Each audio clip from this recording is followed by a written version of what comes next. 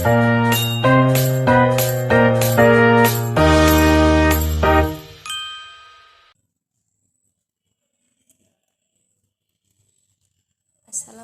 warahmatullahi wabarakatuh. Perkenalkan, nama saya Ernawati dari kelas C2 Farmasi. Di sini saya akan menjelaskan terkait transporter sebagai target aksi obat. Nah, transporter adalah protein membran yang memindahkan molekul ion, nutrisi, neurotransmitter, obat melintasi membran sel. Nah, fungsi biologisnya yaitu mengatur keseimbangan ion dan nutrien, mengakhiri sinyal neurotransmitter di sinaps, kemudian menyerap nutrisi di usus, membuang zat sisa dan toksin dari sel, analoginya seperti pintu gerbang atau pompa selektif di permukaan. Adapun klasifikasi transporter. Nah, yang pertama itu ada solid carrier atau SLC transporter. Dia berfungsi sebagian besar import nutrien ion dan membawa obat ke dalam sel. Adapun mekanismenya yaitu transport pasif atau sekunder aktif. Contohnya yaitu transporter neurotransmitter SERT, DAT atau SGLT. Nah, yang kedua itu ada ATP binding case atau ABC transporters yang berfungsi sebagian besar mengekspor zat keluar dari sel menggunakan energi atau ATP. Nah, mekanisme transport aktif primer contohnya itu P-glikoprotein yang berperan dalam resistensi obat. Kemudian, mengapa obat menjadi target yang menjanjikan? Nah, yang pertama itu ada spesifitas tinggi, yaitu banyak transporter memiliki substrat yang spesifik mengurangi resiko efek samping. Yang kedua itu lokasinya strategis yang berada di tempat kunci seperti otak, usus, ginjal, dan hati.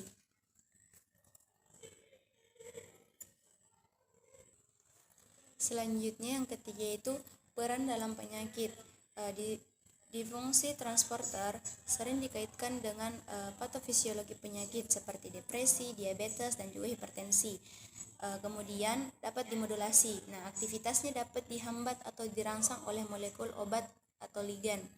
Yang terakhir itu meningkatkan efektivitas obat.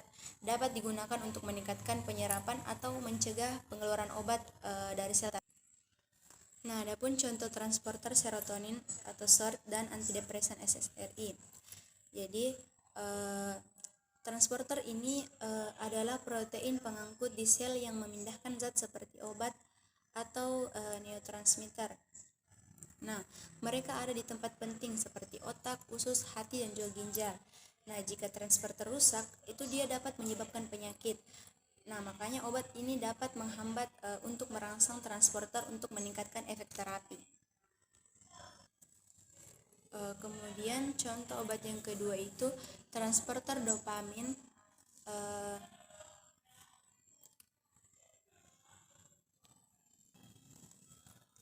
Contoh yang kedua itu transporter dopamin dan obat ADHD, yaitu SERT adalah protein yang bertugas mengambil kembali serotonin ke neuron presinaps, kemudian dia mengakhiri sinyal. Pada depresi, serotonin itu dianggap kurang seimbang, makanya obat SSRI misalnya fluoxetine dan cetrasin itu bekerja dengan menghambat SERT sehingga serotonin lebih lama berada di celah sinaps, kemudian membuat mood kembali meningkat. Kemudian contoh yang ketiga itu ada pompa proton H+, K+, ATPase dan obat MA.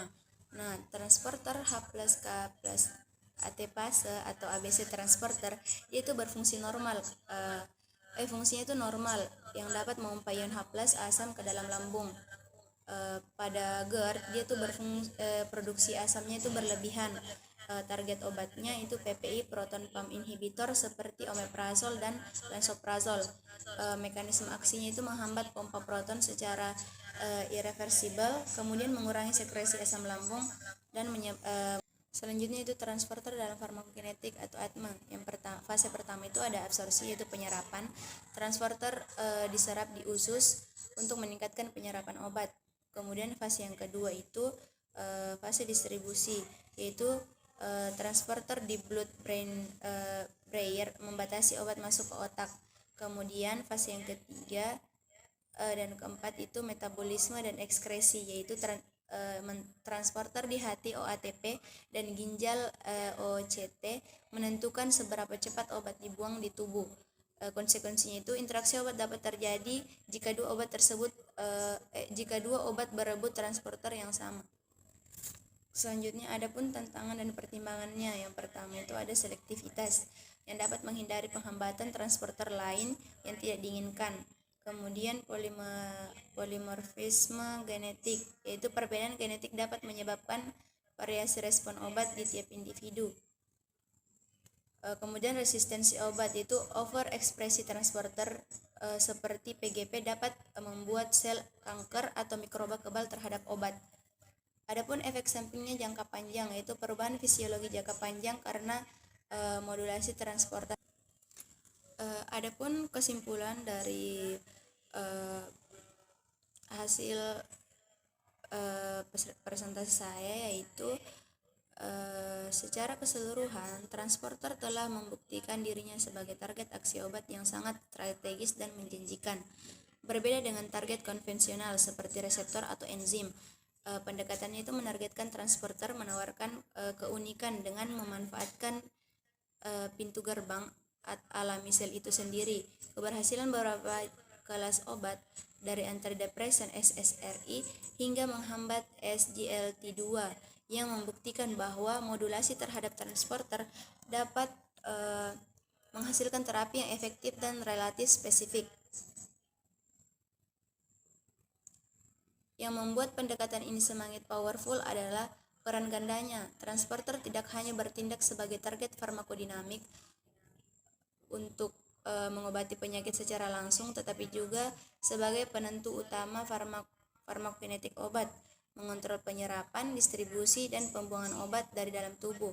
Pemahaman mendalam tentang transporter membuka jalan bagi pengembangan obat yang lebih rasional, memungkinkan kita untuk merancang terapi yang tepat, memprediksi interaksi obat, dan pada akhirnya bergerak menuju pengobatan yang lebih personal dan efektif di masa depan.